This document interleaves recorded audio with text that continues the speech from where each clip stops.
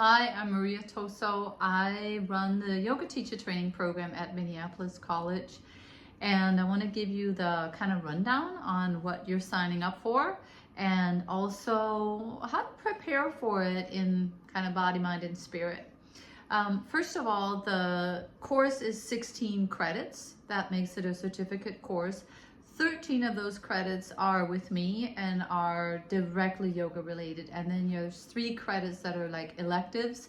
And there's a number of different courses that you can choose to fulfill those last 3 credits. And I'm going to put the link to Jane, who is the advisor that you can talk to in more detail about signing up and what is required. But the courses, for the logistic details, the courses are anatomy, the first 8 weeks rather, and a second 8 weeks. So in other words, there's one course that runs from the beginning of the semester to the middle of the semester, and then the next course runs from the middle of the semester till the end of the semester.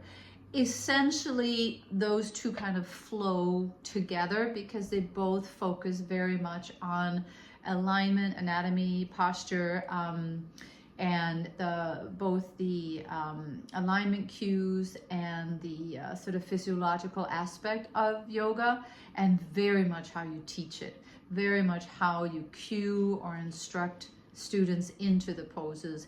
The first 8 weeks we focus quite a bit on making sure that you know how, so there is some practice just to make sure that you have that kind of in your body as an imprint, and that's from where you will be teaching it.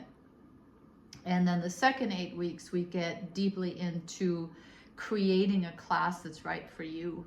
And you will typically, depending a little bit on the size of the class, you will be teaching a class toward the end of the semester. That's kind of your graduating project from this course.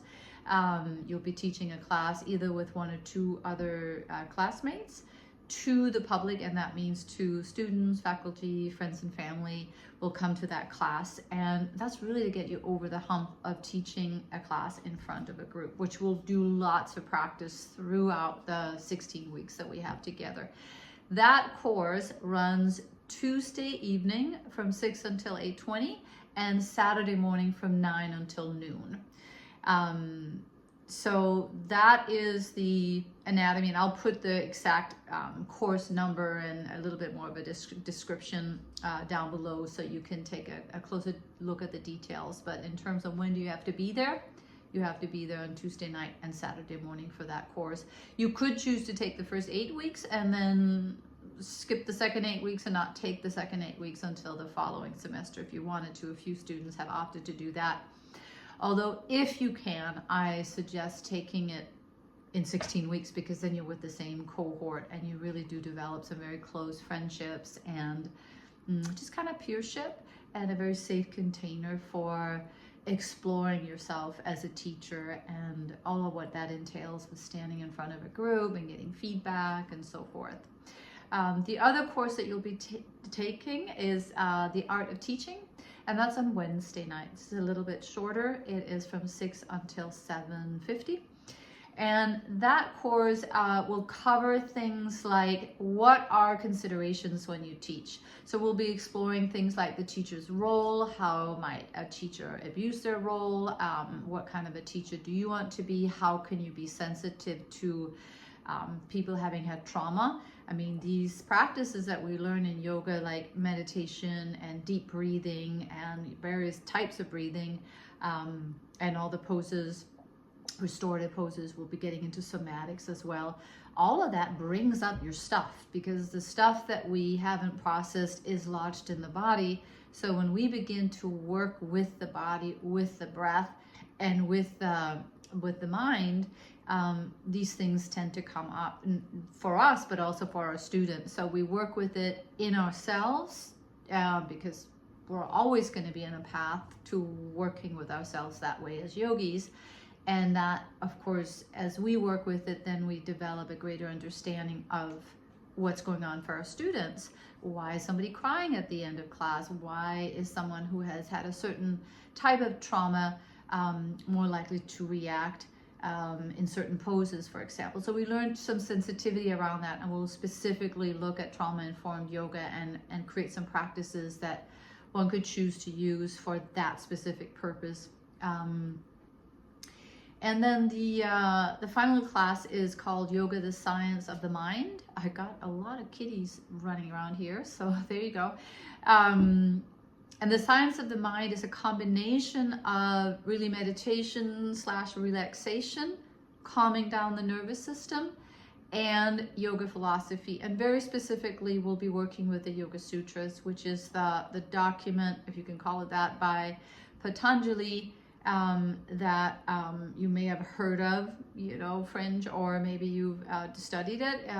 It's where we find the 8 limbs of yoga. It's where we find the yamas and niyamas that are all, you could say, guidelines for how to treat others and how to treat ourselves, and what are the obstacles we run into as yogis. So we start to work very mindfully with that. The whole training is very practical. It's very much geared toward experiencing. So we're not studying, you could say, the theoretical part of meditation. Like you could have a training that really studies the impact of mindfulness, like with brain scans, and just like how can you change your life with mindfulness meditation and look at it more statistically or something. This is the experience. This is actually doing it. This is actually sitting in a group together and exploring different types of meditation in a very real way. And for that, we need to work with our bodies, our posture, and we need to actually sit. So we do that both together, and then we will be assigned, there's 8 types of meditation that we move through over the course of the 16 weeks. So we have 2 weeks to work with each type of meditation. Typically, I will guide it the first week, and then students will guide it the second week, because this is not just a meditation class for you to learn to meditate. It's also for you to learn to teach to meditate, or hold space for people that are meditating and guiding meditation. And that's sort of the overarching theme of the whole training, is how can you both very much do the practices and incorporate the practices deeply into your own life, while also learning how to convey them. And that last class, the Yoga, the Science of the Mind, is Saturday afternoon. So we have the anatomy asana class in the morning hours from 9 until noon. No, that's not true. From 9 until 11:20. And then we got a 40-minute lunch break. And then at noon to 1:50, we have the Yoga, the Science of the Mind, meditation, yoga philosophy class. So the full commitment is Tuesday night, Wednesday night, and Saturday from 9 until just before 2 o'clock. And if you do that, you can take the yoga related courses over the course of 16 weeks, and then you just have to pick a 3-credit class, or maybe you already have some 3-credit class you could apply toward the 16 credits. That's also a possibility. But feel free to reach out to me, and I'll give you more details about what books we're using, what is the level of homework, and what else can you expect. It's a deep dive for sure. I can say that for everyone that goes into it, they're a little surprised maybe at what a deep kind of personal growth program it turns out to be when you do these practices together as a group so consistently many times a week.